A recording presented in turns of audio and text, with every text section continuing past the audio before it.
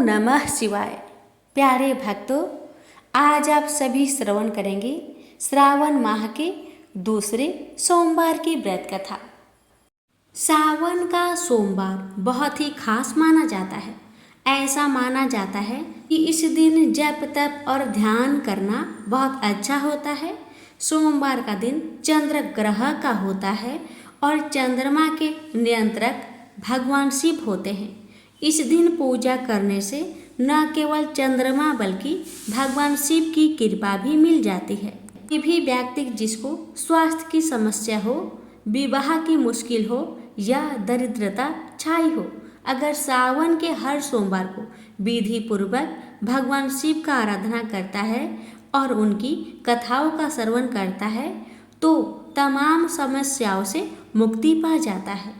सोमवार और शिव जी के संबंध के कारण ही माँ पार्वती ने 16 सोमवार का उपवास रखा था।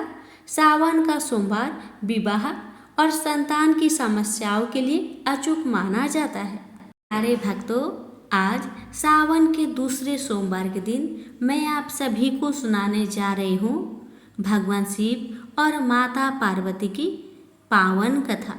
कथा को बड़े ही श्रद्धा से प्रसन्नचित मन से पूरा अवश्य सुनिएगा और कमेंट बॉक्स में हर हर महादेव अवश्य लिखिएगा और इस वीडियो को ज़्यादा से ज़्यादा शेयर कीजिएगा। तो आइए श्रवण करते हैं महादेव की पावन कथा। कांवड़ यात्रा महाकाल की कथा। महाकाल के भक्तों में कांवड़ यात्रा का विशेष महत्व है। हर साल श्रावण मास में असंख्य कांवड़िया धार्मिक स्थलों से गंगा जल से भरी कांवड़ लेकर पद यात्रा करके अपने गांव वापस लौटते हैं। इसी सफर को कांवड़ यात्रा बोला जाता है। ऐसे ही महाकाल के एक भक्त भोला राम ने सावन माह के प्रथम सप्ताह हरिद्वार से जल लेकर बाबा विश्वनाथ वाराणसी की तरफ पैदल यात्रा प्रारंभ करने का प्रण किया। यह कांवड़ यात्रा आज तक की सबसे लंबी दूरी की यात्रा बनने वाली थी। भोला राम के इस ऐलान से आसपास के गांव में खलबली मच गई, क्योंकि भोला राम शारीरिक तौर पर ज़्यादा मजबूत नहीं था, लेकिन फिर भी उसने इतना बड़ा संकल्प कर लिया था कि जहां बड़े बड़े भक्त घुटने टेक दे। भोला राम के परिवार वाले उसे समझाते कि बहुत कोशिश करते हैं, लेकिन भोला राम का संकल्प अटूट था। उसने ठान लिया था कि अब उसका कोई साथ दे या ना दे, वह कांवड़ लेकर अकेला ही जाएगा। भोला राम की कांवड़ सजाने के लिए कई गांव के लोग उपस्थित हुए थे। सभी भोला राम का उत्साह बढ़ाते हैं। हालांकि भोला राम को अपने महाकाल पर पूर्ण विश्वास था, इसलिए वह इस कांवड़ यात्रा के संकल्प को छोटा ही समझ रहा था। दरअसल वह पहली बार महाकाल की कांवड़ यात्रा में हिस्सा लेने जा रहा था और उसे अंदाजा भी नहीं था कि इस सफर में कितनी परेशानियां होने वाली है। भोला राम अगली सुबह अपनी कांवड़ यात्रा अकेले ही प्रारंभ करता है। आसपास के गांव से कई भक्त भोला राम को देखने पहुंचे थे, लेकिन कोई उसके साथ यात्रा में जाने को तैयार नहीं था, क्योंकि सभी भोला राम के संकल्प की कठिनाई को भली भांति समझ रहे थे। भोला राम धीरे धीरे कदम बढ़ाने लगता है। भोला राम की कांवड़ का वजन लगभग 70-10 किलो अधिक था। भोला राम कुछ ही दूर आया था कि महाकाल उसकी परीक्षा लेना शुरू कर देते हैं। भोला राम की कांवड़ से पानी टपकने लगता है। भोला राम पानी की मटकियों को चेक करता है तो उसे एक मटकी में छोटा सा छेद दिखाई देता है। भोला राम मटकी का छेद बंद करने की बहुत कोशिश करता है, लेकिन उसके पास ऐसी कोई वस्तु नहीं होती जिससे पानी की धार रोकी जा सके। वह महाकाल का नाम लेकर आगे बढ़ने लगता है। अचानक उसे रास्ते में एक मजदूर दिखाई देता है जो रोड बनाने का काम में लगा हुआ था और वह आग के पास खड़ा होकर डामर गर्म कर रहा था। भोला राम को तुरंत तकलीफ सूझी। वह मजदूर के पास जाकर थोड़ा सा डामर लेकर मटकी के छेद में लगा देता है और डामर लगते ही पानी टपकना बंद हो जाता है। भोलाराम मजदूर को धन्यवाद देते हुए आगे बढ़ जाता है। समस्या का समाधान होते ही भोलाराम का उत्साह दुगना हो गया था और उसकी यात्रा की गति बहुत बढ़ चुकी थी। 4 घंटों की यात्रा होते ही भोलाराम बहुत थक जाता है और रोड के किनारे एक पेड़ के पास बैठ जाता है। भोलाराम अपने साथ कुछ खाने पीने की सामग्री रखकर लाया था, जिसे निकालकर वह खाने लगता है। खाना खाने के बाद भोलाराम को नींद आ जाती है। वह पेड़ से टिककर सो जाता है। उसी सड़क से 2 राहगीर गुजर रहे होते हैं। अचानक उनकी नज़र भोलाराम पर पड़ती है। वह पेड़ से टिका हुआ सो रहा था और उसके बगल में एक थैला और कांवर रखी होती है। ये दोनों राहगीर आदतन अपराधी थे। भोलाराम का थैला चोरी करने का विचार से दोनों उसकी तरफ बढ़ने लगते हैं। भोलाराम के थैले में कुछ पैसे और उसके यात्रा में उपयोग होने वाली जरूरी वस्तुएं रखी हुई थी। दोनों राहगीर जैसे ही भोलाराम का थैला उठाते हैं, दहशत से उनके पांव कांपने लगते हैं, क्योंकि थैला उठाते ही भोलाराम के सर के ऊपर एक बहुत विशाल सांप फन फैलाए खड़ा हो जाता है। सांप को देखते ही थैला छोड़कर दोनों दुम दबाकर भाग जाते हैं। भोलाराम को सोते हुए पूरी रात गुजर जाती है। उसे इस घटना की भनक तक नहीं लगती और जैसे ही वह सुबह उठकर देखता है कि उसका थैला थोड़ा दूर पड़ा है, उसे समझ में आ जाता है कि किसी ने चोरी करने की कोशिश की थी। लेकिन उसे ताज्जुब होता है कि चोरों ने थैला छोड़ क्यों दिया था। भोलाराम तुरंत थैले में अपना सामान देखता है। उसे सभी चीज़ें व्यवस्थित मिलती है।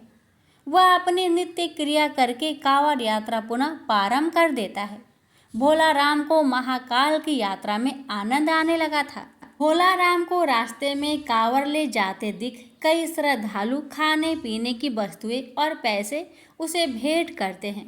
भोलाराम को सफर करते हुए 8 दिन गुजर चुके थे और अभी तक उसने आधा ही सफर तय किया था। रास्ते भर बारिश की बूंदें भोलाराम को थकान का एहसास नहीं होने दे रहे थे। अभी तक तो भोलाराम को सफर में किसी खास परेशानी का सामना नहीं करना पड़ा था, लेकिन अब उलझन बढ़ने वाली थी, क्योंकि बारिश तेज होने वाली थी। नदियों का जल स्तर बढ़ रहा था और अभी भोलाराम को रास्ते में कई नदी नाले पार करने थे। भोलाराम शारीरिक दुर्बल जरूर था, लेकिन उसके हौसले बुलंद होते हैं। महाकाल की भक्ति ने उसे ऐसा साहस दिया था कि वह अपनी कांवड़ यात्रा को बिना रोके आगे बढ़ता जा रहा था। अचानक भोलाराम को लोगों की भीड़ दिखाई पड़ती है।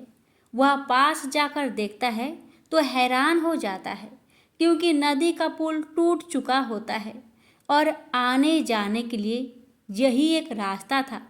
और जब तक नदी का पानी सामान्य स्तर में नहीं आ जाता, तब तक यहाँ से पार करना नामुमकिन था। भोलाराम कांवड़ लेकर सड़क पर ही बैठ जाता है और पानी नीचे उतरने का इंतजार करने लगता है। उसे बैठे 4 घंटे ही हुए थे कि अचानक एक एम्बुलेंस आकर खड़ी हो जाती है। एम्बुलेंस के अंदर मंत्री को ले जाया जा रहा था, लेकिन पुल टूटने की वजह से एम्बुलेंस को रुकना पड़ता है। लेकिन जैसे ही मंत्री के काफिले को पुल टूटने की खबर मिलती है, तो वह मंत्री जी के लिए हेलीकॉप्टर भेज देते हैं। हेलीकॉप्टर पहुंचते ही मंत्री जी के साथ साथ वहां बैठे लोगों को भी नदी के उस पार जाने का मौका मिल जाता है और उन्हीं लोगों के बीच में भोलाराम भी अपनी कांवड़ लेकर हेलीकॉप्टर में बैठ जाता है और नदी पार कर लेता है। भोलाराम महाकाल को मन ही मन प्रणाम करता है और अपना सफर जारी कर देता है। कुछ दूर आगे आने के बाद भोलाराम को एक गांव के किनारे पहाड़ी के ऊपर छोटा सा मंदिर दिखाई देता है। भोलाराम को अचानक उस मंदिर में जाने का विचार आता है। वह अपनी कांवड़ लेकर मंदिर की तरफ जाने लगता है। मंदिर थोड़ा ऊंचाई पर था। उसे ऊपर चढ़ने में परेशानी हो रही थी, लेकिन भोला राम पेड़ की शाखाएं पकड़कर मंदिर के द्वार तक पहुंच जाता है और अपनी कांवर को मंदिर के बाहर रखकर अंदर प्रवेश कर जाता है।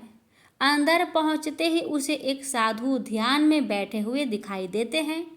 भोला राम की आहट से उनकी आंखें खुल जाती है। वह भोला राम को उसके नाम से बुलाते हुए कहते हैं कि भोला राम लाओ, पानी मुझे दे दो, मुझे बहुत प्यास लगी है। भोला राम को ताज्जुब होता है कि साधु ये कैसे जानते हैं कि मैं मटकी में जल लाया हूँ। भोला राम तुरंत साधु के सामने हाथ जोड़कर खड़ा हो जाता है और कहता है, बाबा आप तो अंतर्यामी प्रतीत हो रहे हैं।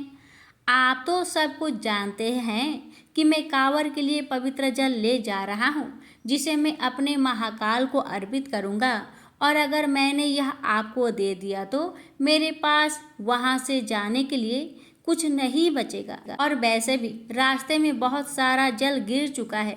मैं क्षमा चाहता हूँ, मैं आपको जल नहीं दे सकता।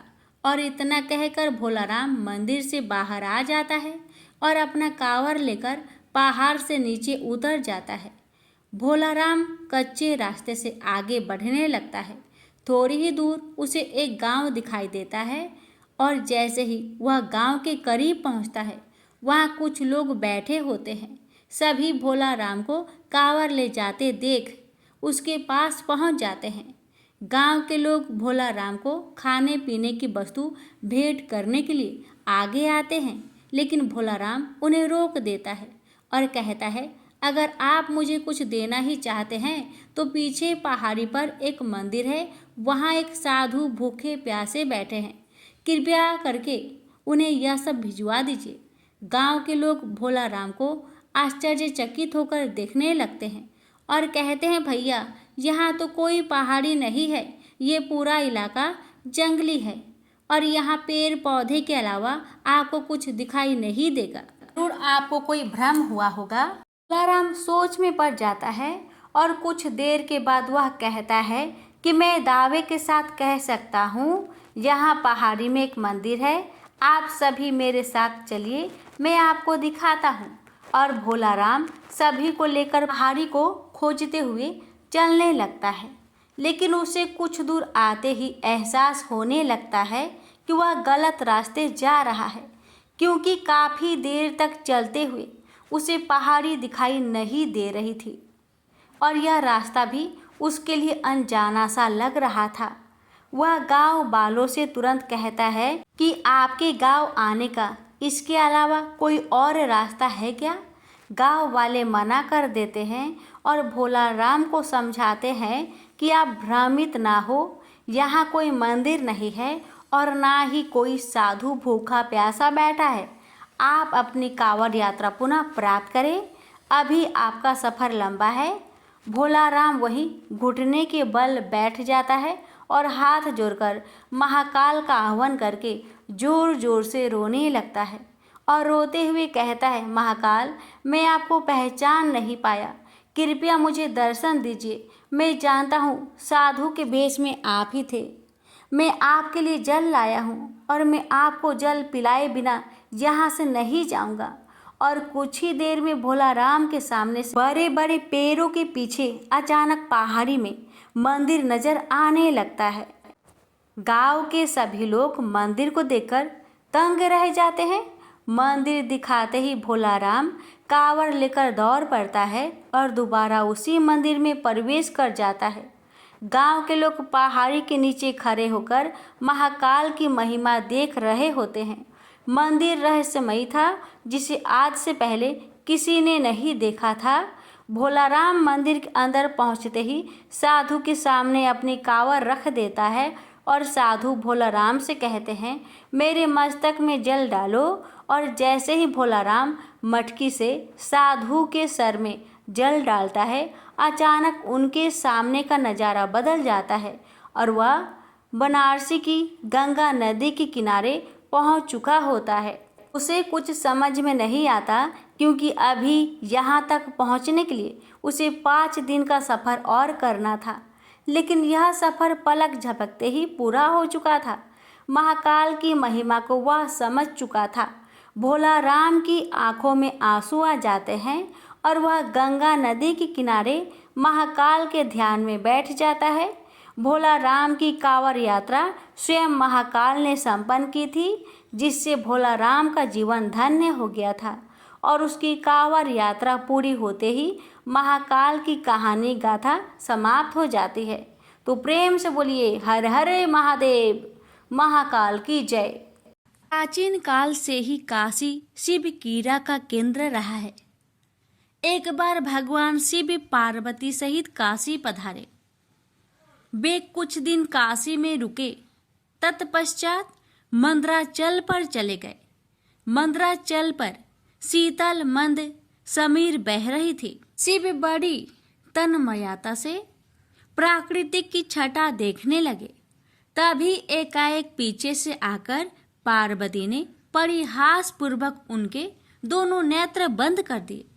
पार्वती के हाथों के पसीने और शिव के चेहरे की तेज से शिव के नेत्रों की कोर से पानी टपक गया और उससे एक कारल मुख, भयंकर, क्रोधी, अंधा और कृष्ण वर्ण का बालक पैदा हो गया।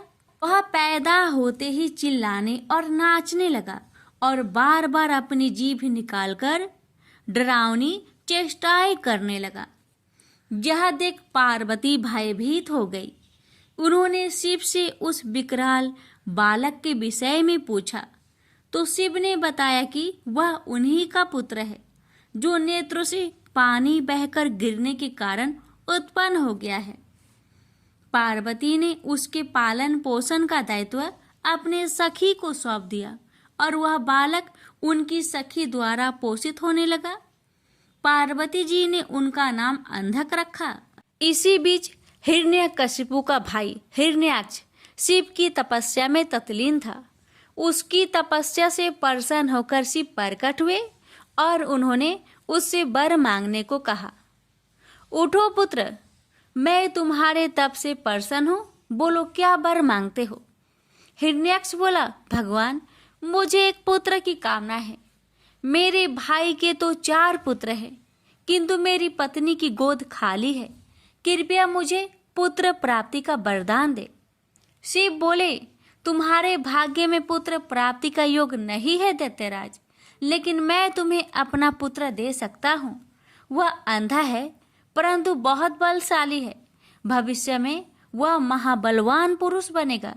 यह कहकर शिव ने अंधक को हिरण्याक्ष के हाथों में दे दिया।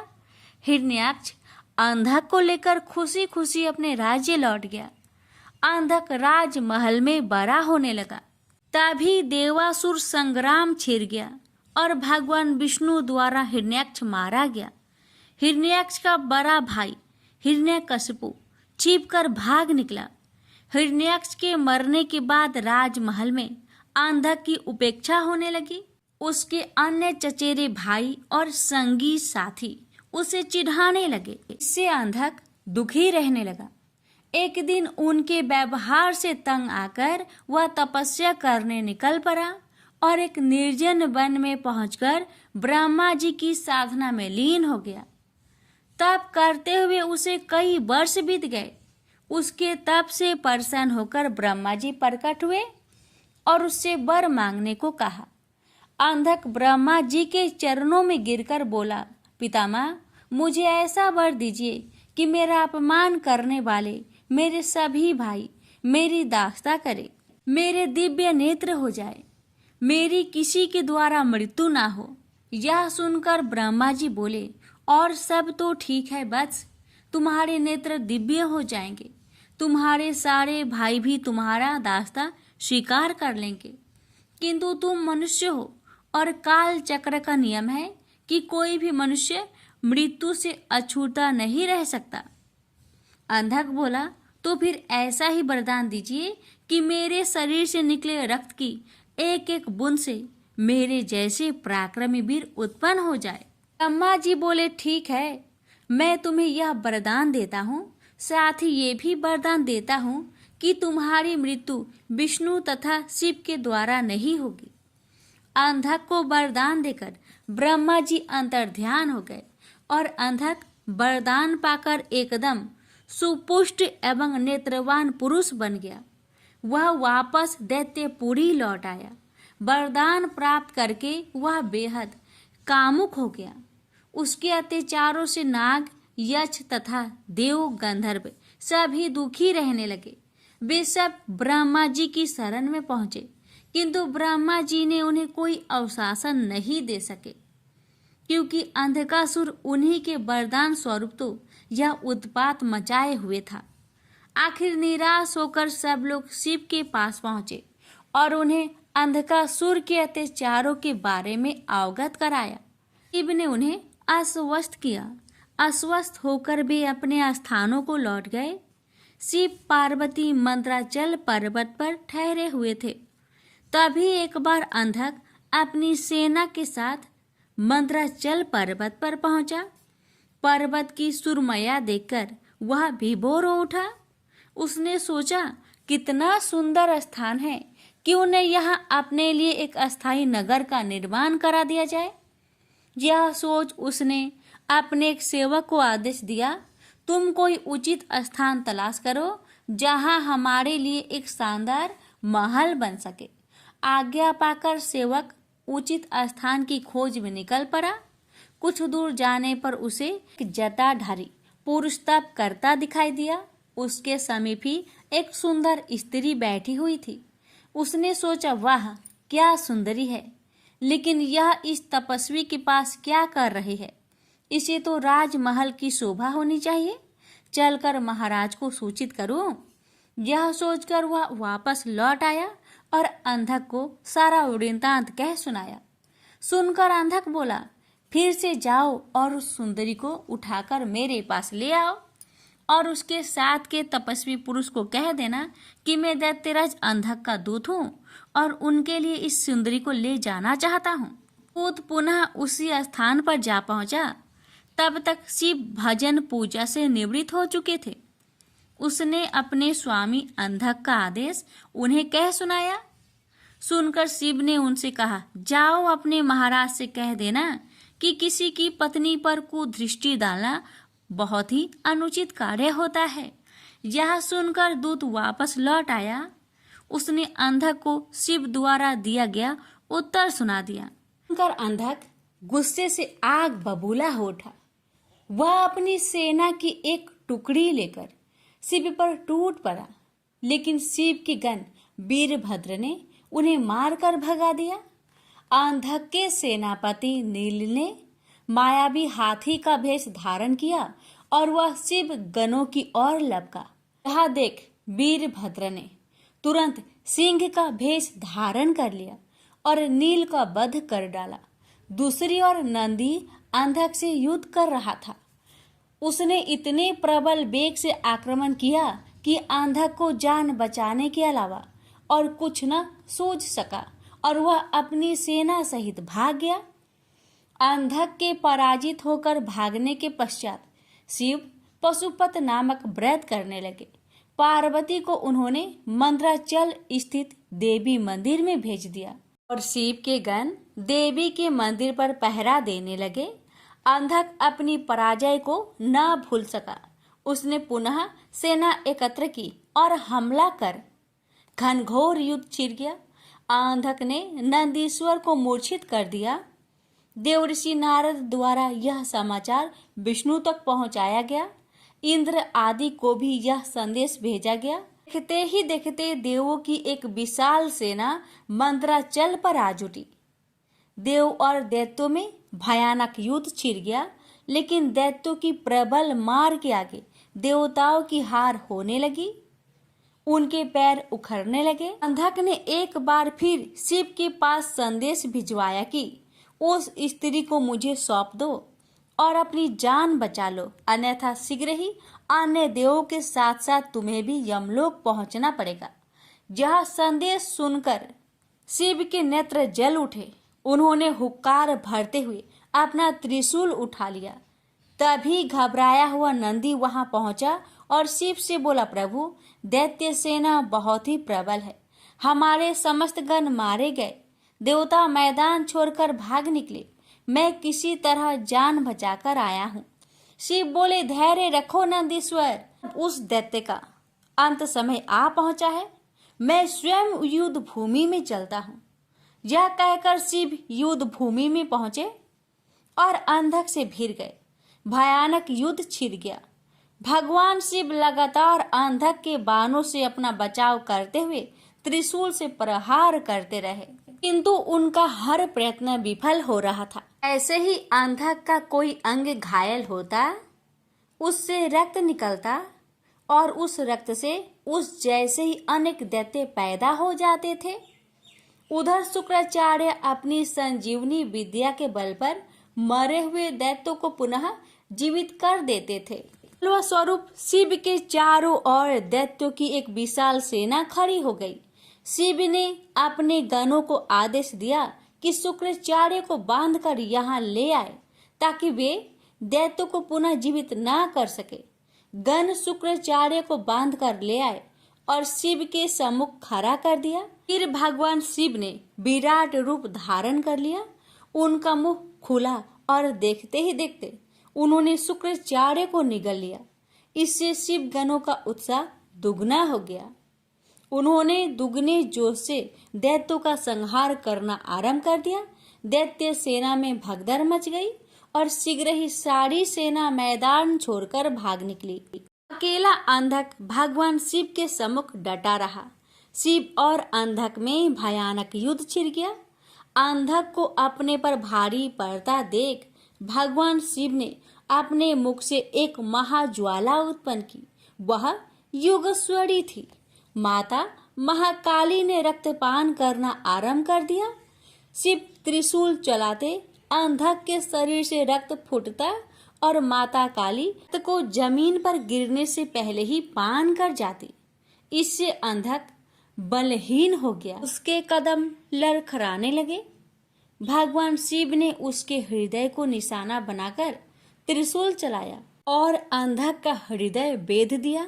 साथ ही उसे त्रिशूल को ऊपर टांग दिया। अंधक के गिरते रक्त को नीचे खड़ी काली सहित सभी योगिनियां जमीन पर गिरने से पहले ही अपने विशाल मुख में लुप्त करने लगी। फिर युद्ध शांत हो गया, लेकिन ब्रह्मा जी के वरदान स्वरूप अंधक नहीं मर सका। वह त्रिशूल पर टंगा टंगा ही शिव का जाप करता हुआ अपनी भूल का प्रायश्चित करने लगा। दयालु शिव उसके जप से प्रसन्न हुए और उसे त्रिशूल से नीचे उतारा और वर मांगने को कहा। अंधक ने शिव के चरणों में प्रणाम करके कहा, भगवान मुझे क्षमा करे, मुझसे बहुत बड़ा अपराध हो गया था। मैंने माता पार्वती पर कुदृष्टि डाली थी। अब से मैं आपकी सेवा में रहूंगा और कभी भी अपने अंदर दैत्य भाव जागृत न होने दूंगा, न ही देव विरोधी कार्य करूंगा। प्रभु, मैं चाहता हूँ कि मुझे दिव्य दृष्टि प्राप्त हो जाए। आज से मैं हर समय आपकी सेवा में दास की तरह उपस्थित रहूं। मेरे समस्त विकार धुल जाए। तथास्तु कहकर भगवान शिव अंतर्ध्यान हो गए। त्रिपुरारी रुद्र की कृपा से भूमंडल पर एक बार फिर से धर्म ध्वजा फहराने लगी। एक बार फिर वैदिक धर्म का पालन होने लगा। जगह जगह यज्ञ हवन होने लगे। वातावरण में फिर मंत्र गूंजने लगे। प्रेम से बोलिए हर हर महादेव।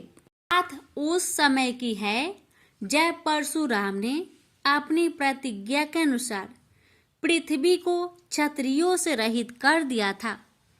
तब वे अपने गुरु भूतनाथ के चरणों में प्रणाम करने और गुरु पत्नी अम्बा तथा उनके नारायण तुल्य दोनों गुरु पुत्र कार्तिकेय और गणनायक को देखने की लालसा से कैलाश पहुंचे। वहां उन्होंने अत्यंत अद्भुत कैलाशपुरी का दर्शन किया।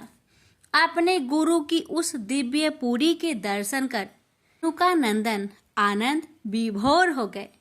फिर उन्होंने शिव का 15 योजन ऊंचा और 4 योजन विस्तृत अत्यंत सुंदर आश्रम देखा। परशुराम वहां सबसे मिले और उन्होंने सबसे बात की। इसके बाद वे नंदीकेश्वर से आज्ञा प्राप्त कर प्रसन्नता पूर्वक आश्रम के भीतर प्रविष्ट हुए। कुछ ही आगे जाने पर महातपस्वी परशुराम ने बहुमूल्य रत्नों से निर्मित सैकड़ों मंदिर देखे। उन्होंने वहां का भीतरी द्वार देखा जो नाना प्रकार की चित्रकारी से चित्रित तथा हीरे मोतियों की गुथी हुई मालाओं से अत्यंत शोभ्यमान था। परशुराम ने द्वार के बाएं भाग में अपने गुरुपुत्र कार्तिकेय को देखा और दाहिने ओर पार्वती नंदन गणेश तथा शिव पार्वती का अवलोकन किया। वे वहां रत्न भरण भूषित बहुमूल्य रत्नों से बने सिंहासनों पर आसीन थे। परशुराम सबसे मिलते और प्रेम पूर्वक बात करते हुए प्रसन्नचित चित्त से आगे बढ़े ही थे कि गणेश ने उन्हें देखकर कहा, शूलपाणी इस समय शयन कर रहे हैं। मैं उन परम प्रभु की आज्ञा प्राप्त कर तत्काल तुम्हें साथ ले चलूंगा। बस इतनी देर रुक जाओ। परशुराम ने गणेश के सम्मुख खड़े खड़े उत्तर दिया, बंधुवर, मैं अपने गुरु शिव व माता पार्वती के दर्शन करना चाहता हूँ। मैं उनके चरणों में प्रणाम कर अभी लौट जाऊंगा। गणेश ने उन्हें अनेक प्रकार से समझाते हुए कहा, इस समय भूतेश्वर शिव एवं माता पार्वती अंतःपुर में है, अतएव अभी आपको वहां नहीं जाना चाहिए। परम गुरुदेव शिव एवं माता पार्वती के चरण कमलों के दर्शन करने का मेरा सहज अधिकार है। परशुराम अपने आग्रह पर दृढ़ थे, किंतु गणेश उन्हें अत्यंत विनय पूर्वक समझाते रहे। मैं तो परम पिता शिव एवं माता पार्वती के दर्शनार्थ जाऊंगा ही। यह कहकर परशुराम आगे बढ़ना ही चाहते थे कि गणेश ने उन्हें रोक दिया। 21 बार पृथ्वी को क्षत्रियों से रहित करने वाले भृगु नंदन कुपित हो गए और उनका गणेश से विवाद ही नहीं हुआ, हाथापाई भी होने लगी। कुमार कार्तिकेय ने उन्हें समझाने का प्रयास किया, किंतु क्रोध परशुराम ने उन्हें धक्का दे दिया, जिससे वह गिर गए। शिव पुत्र गणेश ने उठकर परशुराम की उद्दंडता के लिए उनकी भर्त्सना की, तो क्रोध परशुराम ने अपना तीक्ष्ण परशु उठा लिया। तब गणेश ने अपनी सूंड बढ़ाकर उन्हें उसमें लपेट लिया और घुमाने लगे। गणेश की सूंड में लिपटे परशुराम सर्वथा असहाय और निरुपाय थे। गणेश के योग बल से परशुराम अस्तंभित रह गए। गणेश ने परशुराम को सप्तद्वीप, सप्त पर्वत, सप्त सागर, भूलोक, स्वर्गलोक, जनलोक, ध्रुवलोक, गौरीलोक और शंभुलोक में घुमाते हुए समुद्र में फेंक दिया। परशुराम समुद्र में तैरने लगे तो निरामयी गणनाथ ने उन्हें पुनः अपनी सूंड में उठा लिया और घुमाते हुए बैकुंठ धाम दिखाकर गोलोक धाम का दर्शन करा दिया। वहां परशुराम ने मंद मंद मुस्कुराते हुए बंसी विभूषित नवनीरद श्री कृष्ण के साथ रासवेड़ी राधा का दर्शन किया, तो वे बार बार उनके मंगलमयी चरण कमलों में प्रणाम करने लगे। कुछ देर बाद परशुराम सचेत होकर पृथ्वी पर गिर पड़े। समय उनका प्रतिवादी मुख स्तंभ गणेश जी द्वारा किया हुआ स्तंभन भी दूर हो गया। तब उन्होंने अपने अभीष्ट देवता श्री कृष्ण के जगत गुरु शिव द्वारा प्रदत्त परम दुर्लभ स्रोत एवं कवच का स्मरण किया और संपूर्ण शक्ति से सूर्य की प्रभा के तुल्य तीक्ष्णतम अपने परशु से गौरी नंदन पर प्रहार कर दिया। गणेश ने अपने परम पूज्य पिता के अमोघ अस्त्र का सम्मान करने के लिए उसे अपने बाएं दांत से पकड़ लिया।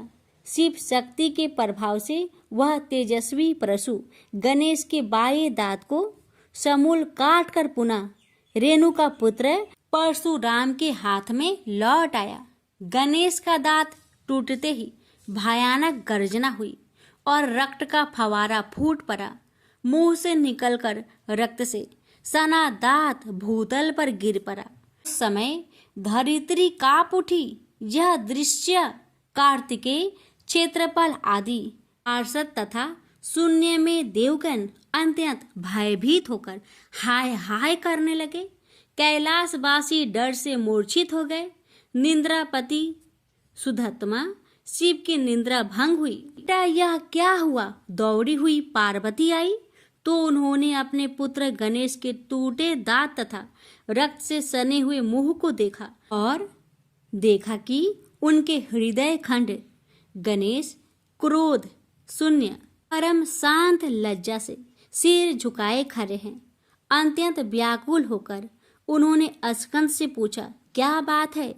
यह कैसे हुआ? स्कंद द्वारा संपूर्ण वृत्तांत सुनकर पार्वती अत्यंत क्रोध हुई और अपने प्रिय पुत्र गणेश जी को सीने से लगाकर रोती हुई शिव से बोली, मेरे पुत्र गणेश और आपके शिष्य परशुराम में किसका दोष है? आप ही निर्णय करें। फिर माता पार्वती ने अपने सम्मुख परशुराम को शिव के प्रमोदक द्वारा चरण कमलों की निर्भयता पूर्वक सेवा करते हुए देखकर कहा, हे महाभाग राम, तुम योगियों के गुरु देवाधिदेव महादेव के शिष्य हो। तुम शुद्ध मन वाले हो। तुम्हारी अशुद्धता का कारण मेरी समझ में नहीं आ रहा। तुमने करुणामय गुरु से अमोघ परशु प्राप्त कर पहले तो उसकी क्षत्रिय जाति पर परीक्षा की और अब गुरु पुत्र पर परीक्षा की है। श्रुति गुरु दक्षिणा देने का निर्देश करती है और तुमने अत्यंत निर्दयता पूर्वक गुरु पुत्र का समूल एक दांत ही नष्ट कर दिया। अब इसका सिर भी काट डालो। चरमता का अमोघ परशु प्राप्त कर ले तो क्षुद्र श्रृंगाल भी वनराज को मार सकता है। इतना कहकर क्रोध से भगवती पार्वती परशुराम को मारने के लिए प्रस्तुत हो गई। भय बस परशुराम ने मन ही मन करुणा सागर गुरु को प्रणाम कर अपने इष्ट देव गोलोकनाथ श्री कृष्ण का स्मरण किया। तभी पार्वती ने अपने सम्मुख एक बौने ब्राह्मण बालक को देखा। उस पर तेजस्वी ब्राह्मण बालक को देखकर आतुरता से भगवान शंकर ने भक्ति पूर्वक मस्तक झुकाकर प्रणाम किया। उसके बाद माता पार्वती ने भी उसे प्रणाम किया। परम तेजस्वी ब्राह्मण बालक ने शिव एवं पार्वती को शुभ आशीर्वाद प्रदान किया। यह दृश्य देखकर कैलाशवासी बालक बालिकाएं भयभीत एवं चकित हो गए। फिर भगवान शंकर ने उनका पूजन किया। वे वामन भगवान रत्न सिंहासन पर विराजमान थे। उनका उत्कृष्ट तेज सर्वत्र फैल रहा था। भगवान शंकर ने मधुर शब्दों में कहा, आज मेरा परम सौभाग्य है जो आपने कृपा पूर्वक मेरे यहाँ पधार कर मुझे सेवा का अवसर प्रदान किया है। सुतोष शिव की मधुर वाणी से प्रसन्न होकर ब्राह्मण बाल रूपी स्वयं श्री हरि ने गंभीर स्वर में कहा, आप लोग की वर्तमान स्थिति जानकर मैं श्वेत द्वीप से आ रहा हूँ। मेरे भक्तों का कभी अमंगल नहीं होता। मेरा सहस्त्र सार उनके रक्षार्थ प्रतिक्षण प्रस्तुत रहता है, किंतु गुरु के रुष्ट होने पर मैं विवश हो जाता हूँ। गुरु की अवहेलना बलवती होती है। विद्या और मंत्र प्रदान करने वाला गुरु अभिष्ट देव से 100 गुना श्रेष्ठ है। गुरु से बढ़कर कोई देवता नहीं है, पार्वती से बढ़कर कोई पतिव्रता नहीं है तथा गणेश से उत्तम कोई जितेंद्रिय नहीं है। भृगु नंदन ने गुरु पत्नी एवं गुरु पुत्र की अवहेलना कर दी है। उसी का मार्जन करने के लिए मैं यहाँ उपस्थित हुआ हूँ। श्री हरि ने भगवान शंकर के बाद भगवती पार्वती से कहा, तुम जग जननी हो। तुम्हारे लिए गणेश, कार्तिकेय और परशुराम भी पुत्र तुल्य है। इन परशुराम ने स्नेह के प्रति शिव और तुम्हारे मन में भेद नहीं है। अतः एवं जो उचित समझो करो। देव बड़ा प्रबल होता है। बालकों का यह विवाद तो देव दोष से ही घटित हुआ है। तुम्हारे इस प्रिय पुत्र का एक दंत नाम वेदों में प्रसिद्ध है। फिर श्री हरि ने परशुराम से कहा, राम, तुमने क्रोधवश शिवा पुत्र गणेश का दांत तोड़कर अनुचित किया है। इस कारण तुम निश्चय ही अपराधी हो। ये सर्वशक्ति स्वरूपा पार्वती प्रकृति से परे और निर्गुण है। श्री कृष्ण भी इन्हीं की शक्ति से शक्तिशाली हुए हैं। ये समस्त देवताओं की जननी है। तुम इनकी स्तुति कर इन्हें संतुष्ट करो। इतना कहकर श्री हरि बैकुंठ के लिए प्रस्थान कर गए। परशुराम ने भी स्नान कर शुद्ध वस्त्र धारण कर लिए। वह हाथ जोड़कर गुरुदेव के चरणों में प्रणाम कर सिर झुकाए जगजननी गौरी का स्तवन करने लगे। भक्तवर परशुराम के संपूर्ण अंग पुलकित थे और उनके नेत्र से अश्रु प्रवाहित हो रहे थे। इस प्रकार करुण प्रार्थना करते हुए अंत में परशुराम ने कहा, जगजननी रक्षा करो, मेरे अपराध को क्षमा कर दो। भला कहीं बच्चे के अपराध करने से माता कुपित होती है। यह कहकर परशुराम ने माता पार्वती के चरणों में प्रणाम कर अत्यंत दुखी होकर रोने लगे। परशुराम की करुण प्रार्थना से करुणामयी पार्वती का हृदय द्रवित हो गया। उन्होंने प्रीति पूर्वक परशुराम को अभय दान देते हुए कहा, बेटा अब शांत हो जाओ। आशुतोष के अनुग्रह से तुम्हारी सर्वत्र विजय हो। सर्वतरात्मा श्री हरि तुम पर सदा प्रसन्न रहे। गुरुदेव शिव में तुम्हारी भक्ति सुदृढ़ रहे। तुम अमर हो जाओ। इसी प्रकार दयामयी पार्वती ने परशुराम को आशीर्वाद दिया और वे अपने अंतपुर में चली गई। उस समय वहां श्री भगवान के मंगल नाम का उच्च घोष होने लगा। फिर परशुराम ने एकदंत गणेश का स्तवन किया और गंधे, पुष्प, धूप, दीप एवं तुलसी रहित नैवेद्य आदि से लंबोदर की प्रीति पूर्वक पूजा की।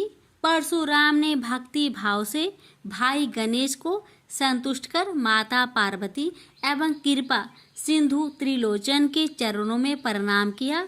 फिर उन्होंने गुरु की आज्ञा प्राप्त कर प्रसन्नता पूर्वक वहां से प्रस्थान किए। प्रेम से बोलिए गौरी पुत्र गणेश भगवान की जय। हर हर महादेव। माता पार्वती की जय।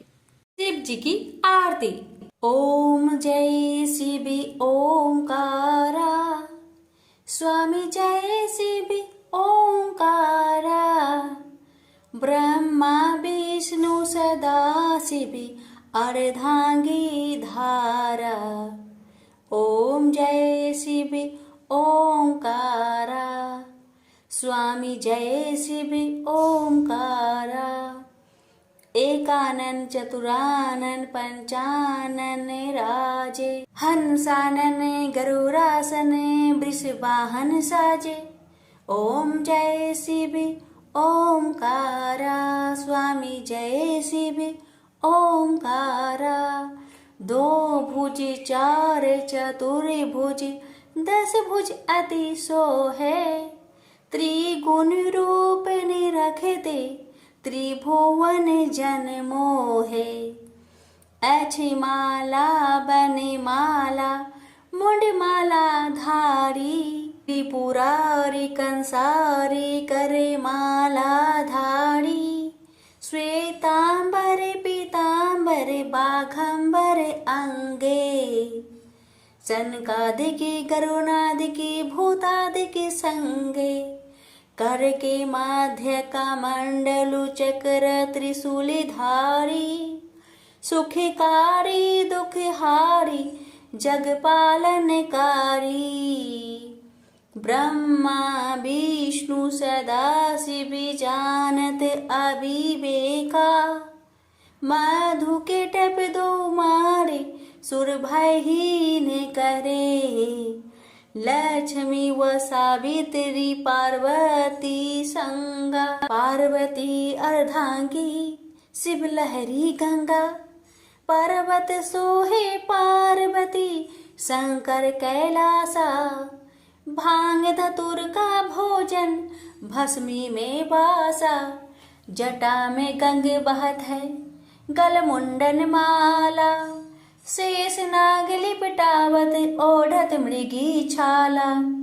काशी में विराजे विश्वनाथ नंदी ब्रह्मचारी।